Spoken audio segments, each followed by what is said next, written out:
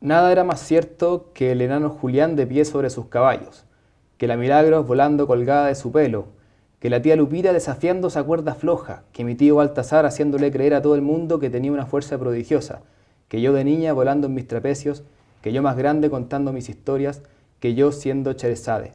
Yo era Cherezade y no era otra cosa.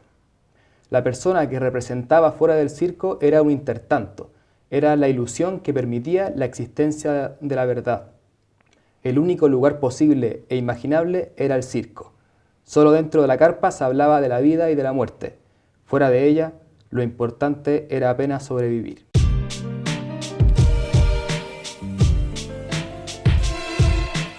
Bienvenidos a un nuevo capítulo de Esta Boca es Mía. Soy Montserrat Martorell y me encuentro junto con Andrés Montero, a quien escuchábamos recién leyendo un extracto de este famoso libro, Todo ni Ninguno. ¿Cómo estás, Andrés? Bien, Montserrat, muchas gracias.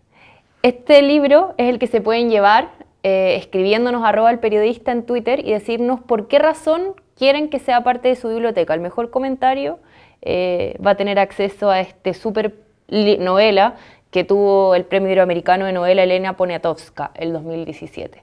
¿Por qué deberías leer Todo ni Ninguno, Andrés? Bueno, viene de cerca la recomendación, pero es una novela que yo creo que es entretenida, que la gente que la lee la ha disfrutado y que también toca temas que son ancestrales, como el viaje de la historia, y también actuales, como son particularmente los abusos de poder, en particular de hombres a mujeres. Creo que toca varios temas distintos y todo eso con la cortina detrás del circo, que es un tema que es súper chileno y que cada vez se va valorando un poco menos, lo estamos perdiendo. Incluso tú estuviste viviendo en un circo. Sí, no estuve viviendo. Sino como que, la carpa dentro de la carpa. Sí, me fui a meter a un circo y estuve ahí algunos días, no sé, una semana. Y claro, armamos con Nicole, mi compañera, armamos la carpa adentro de la carpa, entonces era como muy bonita la imagen. Y ahí estuvimos viendo, investigando y conversando con la gente del circo. Era un circo ambulante que en ese momento estaba en Rengo, en un pueblito de Rengo.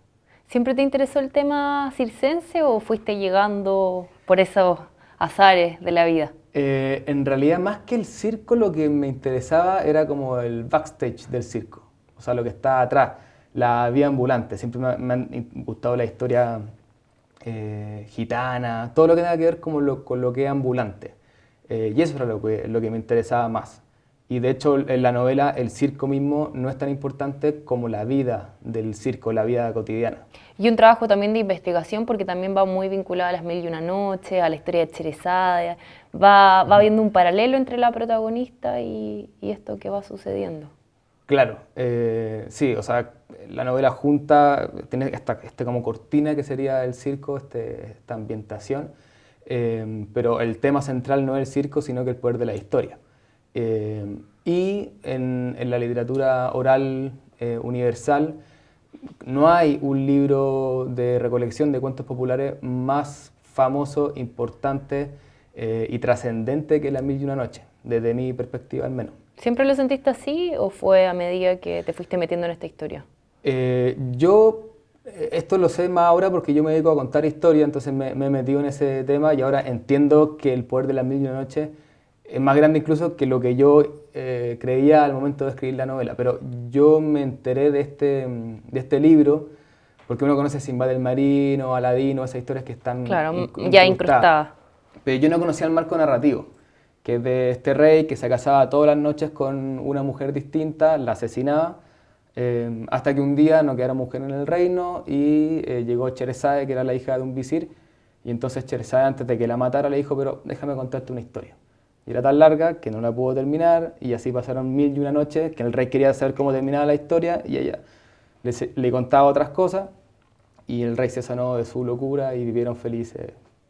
Ese es el marco narrativo. Yo cuando escuché eso, que se lo escuché a una narradora persa, y escuché eso y dije: esto es buenísimo.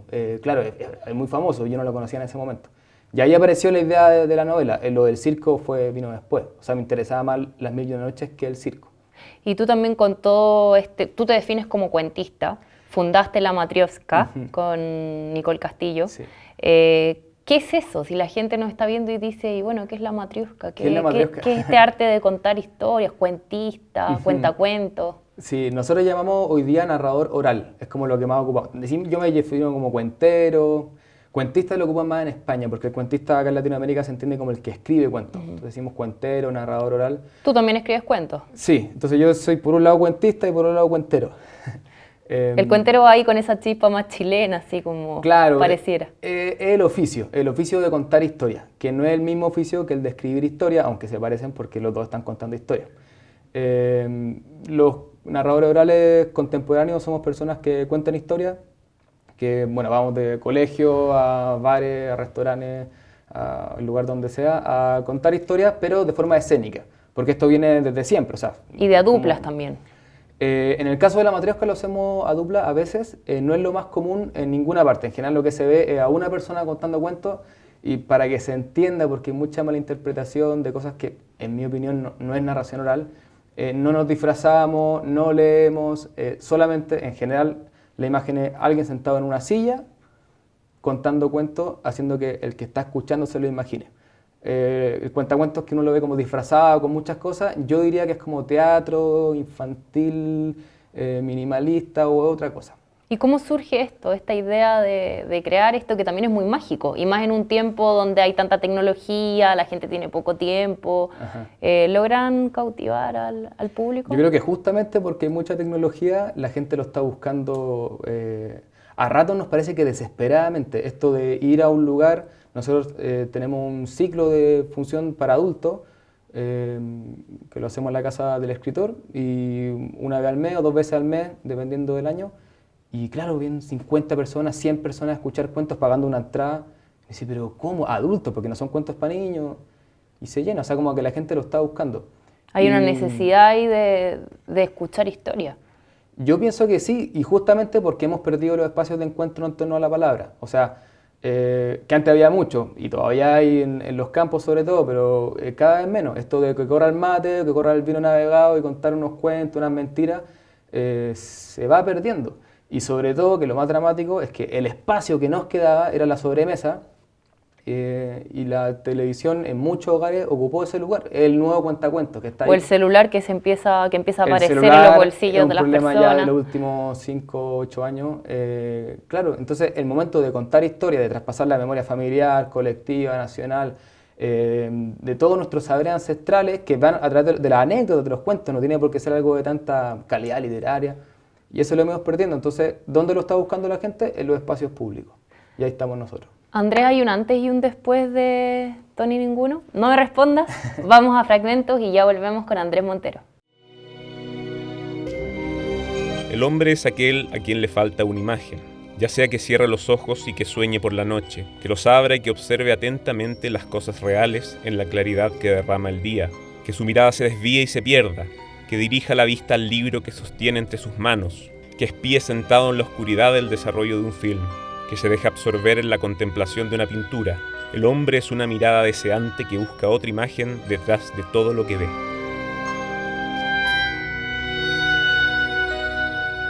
Seguimos en Esta Boca es Mía con Andrés Montero. Andrés, ¿hay un antes y un después de esta publicación por La Pollera? De Tony Ninguno. Yo pienso que sí, es mi primera novela publicada. Habías escrito cuentos con LOM, el 2011. Tengo un libro de cuentos con LOM que se publicó en el 2011. Y luego, casi simultánea a esta novela, apareció un libro de leyendas chilenas que está pensado más para público infanto-juvenil, y después apareció Tony Ninguno. Entonces, mi primera novela, eso definitivamente marca un antes y un después, por el tipo de trabajo, que no es lo mismo que el cuento. Pero sobre todo, creo que el gran cambio para mí o en mi carrera viene con el premio que obtuvo en México. Porque eso sí que marcó un antes y un después. Que es un tremendo premio, no solamente por lo que significa, el valor simbólico, haber estado allá, la Elena Poniatowska entregándote la ceremonia. Además son $27.000. Claro. Una suma no menor. ¿Qué hiciste con la plata? Bueno, compré un departamento, o sea, puse un pie para un departamento aquí en Santiago, y ahora estuve un tiempo viajando. Estuviste recorriendo, estuviste viviendo en España. Estaba en España, sí, y aproveché, bueno, con Nicole, de recorrer una parte de India y el sudeste asiático. Y a mí me contaron algo que estuviste ahí con un mentor. Sí, Que es una figura muy típica para los que no saben, que en el fondo te va preparando, te va... Claro, no hay forma de aprender a contar cuentos en una universidad, y qué bueno que así sea, sino que uno se va haciendo como su camino. Acá en Chile hay algunos maestros, nosotros creo que, digo nosotros por Nicole y mí, porque los dos fuimos juntos a España, como que bebimos todo lo que hemos podido de los maestros más antiguos, y entonces empezamos a salir. Y esto, fuimos a Guadalajara, en España, que es como la ciudad de los cuentos, que es una cosa maravillosa, y ahí vive Pep Bruno, que fue con quien nos fuimos a formar. Que esto como que recuerda un poco a la figura del maestro aprendiz, como un herrero, un carpintero y un narrador oral. También era así, y yo pienso que debería seguir siendo así. ¿Y por qué volvieron a Chile? Era una beca del Consejo de la Cultura Ya. y era por unos meses, así que cuando se acabó la beca... ¿Pero te quedó España en el corazón, como dice Neruda? Sí, absolutamente, sí. Muy importante para nosotros haber estado ahí, como la matriosca, digo, porque el trabajo que hay con la tradición oral y con los narradores orales, la teoría, los cursos universitarios, las asociaciones profesionales y todo, están años luz de lo que tenemos aquí. Entonces fue como ir a mirar y ver, mira, esto es lo que se puede hacer, y también cosas que no nos gustan, pero es una experiencia súper positiva. ¿Cuándo empezaste a escribir? ¿Cuándo te diste cuenta que eras escritor? La pregunta que siempre nos hacen a Sí, todos y a todos todas los las escritores. Yo tengo el recuerdo, bueno, fue muy chico, yo creo que tenía como 7, 8 años, yo creo que acababa de aprender a escribir, y yo no sé si esto ya me lo he inventado o hay cosas reales, pero... El relato. Claro, pero mi papá, bueno, y mi mamá también nos contaban muchos cuentos. Mi papá nos contaba historias todas las noches, y entonces yo agarré eso de contar historias. Y cuando llegaba mi papá del trabajo, le decía, oye, te quiero contar, inventar algo que me hubiera pasado en el día. Y claro, nada era verdad, y mi papá lo sabía. Entonces algún día me tiene que haber dicho, oye, ¿por qué no escribe esto? A lo mejor venía cansado. Y yo me puse a escribir, motivé a mis 2 hermanos, que somos 3 chicos, 3 grandes y 3 chicos, y los 3 chicos nos pusimos a escribir y empezamos a imprimir en la oficina de mi papá, y vendíamos a Luca la publicación de cuentos escritos por nosotros, a los tíos, qué sé yo. ¿Y el colegio, tú estudiaste en el colegio Manquehue? Sí. ¿Te estimuló también el tema de la literatura y de la escritura? Sí, la verdad que sí. Desde chico, claro, cuando vieron, porque cuando alguien es escritor es como el escritor, porque nadie más escribe, entonces todo, uno sea bueno, sea malo, te motivan. Y en cuarto básico mandé un cuento a un concurso del colegio y lo gané. Claro, después supe que nadie más había participado. ¿Y alguien te estimuló a participar, algún profesor que le quieras mandar un saludo? Sí, es que fueron varios. Yo la verdad es que siento que hubo mucho apoyo, porque un colegio más o menos tradicional podría haber sido como pero no, hubo mucho. Especialmente yo recuerdo al Pancho Maturana, un profe de lenguaje que ya más grande, que ganó un concurso un poco más importante, de la Andrés Bello, que era como nacional, no sé qué. Me dijo, algún día dirán que estudió en este colegio. Me dijo así, algo así como diciéndome, algún día va a ser, qué sé yo, un escritor. Y bueno, siempre estaba leyendo, compartiéndome lectura. Después pasó el tiempo y no quisiste estudiar literatura. Entré a estudiar historia, me aburrí como ostra, y después entré a estudiar literatura, tampoco me entretuve mucho, y me salí, estuve en total como un año o algo así. No es algo que te gustaría retomar o profundizar ahí la vida académica. O sea, lo profundizo todo el tiempo, lo que pasa es que no lo hago por vías formales, lo hago a través de mentorado, estudio por mi cuenta, tomo cursos, talleres. ¿Le recomendarías eso a la gente, por ejemplo, es un poco está en este peligroso. oficio? ¿Cómo? ¿Le recomendarías esto a la gente que está en este oficio? En el oficio de escribir.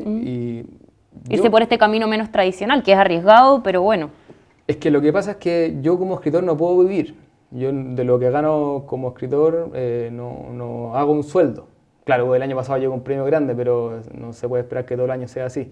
Entonces yo no sé, es un poco arriesgado recomendarlo, porque a lo mejor hay un cabro de 18 años escuchando que dice, no voy a estudiar porque igual él pudo. Le van a echar la culpa a él, después Claro. en la casa. Entonces yo no sé si recomendarlo. Sí creo que para mi camino fue lejos lo mejor, pero lejos. O sea, no me arrepiento en absoluto de haberme salido de la universidad. Y publicaste muy joven también tu primer libro a los 26 años. ¿Cómo fue ese El primero tema? fue a los 21.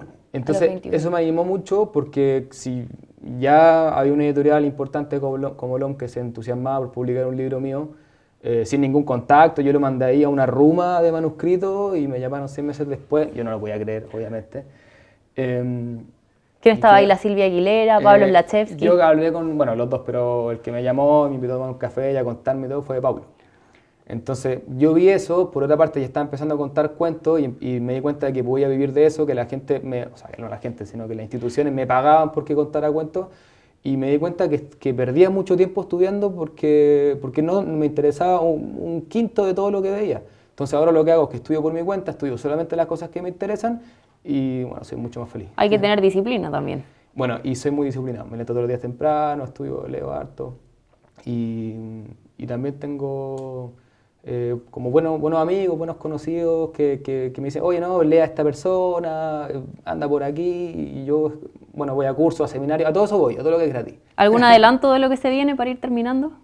Ahora estoy escribiendo 2 libros, uno se llama ¿Por qué contar cuentos en el siglo XXI? Son un ensayo sobre por qué es importante esta práctica, fundamentado no con teoría, sino que con anécdotas de narradores orales de todo el mundo, que dicen, mira, a mí una vez me pasó esto, estaba contando y una niñita, qué sé yo. Eso tiene que estar este año, también está financiada con una beca de creación literaria. Y estoy escribiendo una novela que ya estoy como terminando sobre el caso del mulato Tahuada y don Javier de la Rosa, no sé si lo conocen. Lo leí en una entrevista tuya. Estos dos payadores que estuvieron enfrentados en un contrapunto poético en 1830, se supone, Mira. por 4 días o 3 días, según la versión. Así que ahí estoy, En una palabra, ¿por qué contar cuentos en el siglo XXI? por la libertad. Muchas gracias, Andrés Montero. Gracias a ustedes. Nos vemos en un próximo capítulo de Esta Boca es Mía.